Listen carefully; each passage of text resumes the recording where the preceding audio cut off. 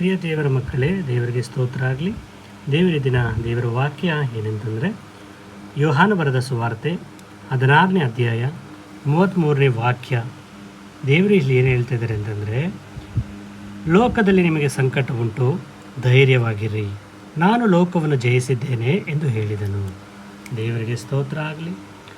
ಈ ಲೋಕದಲ್ಲಿ ನಮಗೆ ಸಂಕಟ ಉಂಟು ಎಂಬುದಾಗಿ ದೇವರು ಹೇಳ್ತಾ ಇದ್ದಾರೆ. ಯಾಕಂತಂದರೆ ದೇವರಿಗೆ ಸಹ ಈ ಲೋಕದಲ್ಲಿ ಕಷ್ಟವನ್ನು, ಈ ಲೋಕದಲ್ಲಿ ಸಂಕಟವು ಬಂತು, ಶೋಧನೆಯೂ ಬಂತು. ಯೇಸು ಸ್ವಾಮಿ ಸಹ ಈ ಶೋಧನೆಯನ್ನು ಜಯಿಸಿದರು.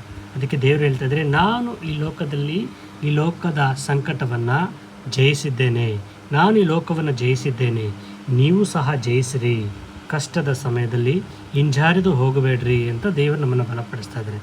ಏಕೆಂದರೆ ಲೋಕದಲ್ಲಿ ನಿಮಗೆ ಸಂಕಟ ಉಂಟು, ಧೈರ್ಯವಾಗಿರ್ರಿ, ಧೈರ್ಯವಾಗಿರ್ರಿ, ನಾನು ನಿಮ್ಮ ಸಂಗಡ ಇದ್ದೇನೆ ಅಂತ ದೇವರು ಹೇಳಿದ್ದಾರೆ. ಅದಕ್ಕೆ ದೇವರು ಯಾವಾಗಲೂ ನಮಗೆ ಹೇಳ್ತಾ ಇರ್ತಾರೆ, ಧೈರ್ಯವಾಗಿರ್ರಿ, ಭಯಪಡಬೇಡ್ರಿ, ನಾನು ಯುಗದ ಸಮಾಪ್ತಿಯವರೆಗೂ ನಾನು ನಿಮ್ಮ ಸಂಗಡ ಇದ್ದೇನೆ. ದೇವರು ನಮ್ಮನ್ನು ಯಾವ ರೀತಿಯಾಗಿ ಧೈರ್ಯಪಡಿಸ್ತಾ ಇದ್ದಾರೆ ನೋಡ್ರಿ. ನಾನು ಈ ಲೋಕವನ್ನು ಜಯಿಸಿದ್ದೇನೆ, ನೀವು ಸಹ ಜಯಿಸ್ರಿ, ನೀವು ಸಹ ಜಯಿಸಬೇಕು. ಸಂಕಟ ಉಂಟು, ಸಂಕಟ ಬಂದಿದೆ ಎಂಬುದಾಗಿ ಹಿಂಜರಿದು ಹೋಗಬೇಡ್ರಿ, ನಾನು ನಿಮ್ಮ ಸಂಗಡ ಇದ್ದೇನೆ ಎಂಬುದಾಗಿ ದೇವರು ಹೇಳ್ತಾ ಇದ್ದಾರೆ. ಏಕೆಂದರೆ ದೇವರೇ ಈ ಲೋಕವನ್ನು ಜಯಿಸಿದ ಮೇಲೆ ನಮಗೂ ಸಹ ಜಯಿಸಲಿಕ್ಕೆ ಶಕ್ತಿಯನ್ನು ಕೊಟ್ಟಿದ್ದಾರೆ.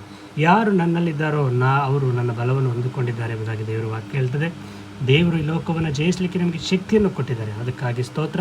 ಯಾರು ಸಂಕಟದಲ್ಲೂ, ಹಿಂಸೆಯಲ್ಲೂ, ಶೋಧನೆಯಲ್ಲಿದ್ದಾರೋ ಅವರು ಯಾರು ಭಯಪಟ್ಟು ಹಿಂಜಾರಿ ಹೋಗದೆ ದೇವರಲ್ಲಿದ್ದು ಎಲ್ಲರೂ ಈ ಲೋಕವನ್ನು, ಸಂಕಟವನ್ನು, ಶೋಧನೆಯನ್ನು ಜಯಿಸಬೇಕೆಂಬುದಾಗಿ ಯೇಸು ಸ್ವಾಮಿ ಹೆಸರಿನಲ್ಲಿ ಕೇಳ್ಕೊಳ್ತಾ ಇದ್ದೀವಿ.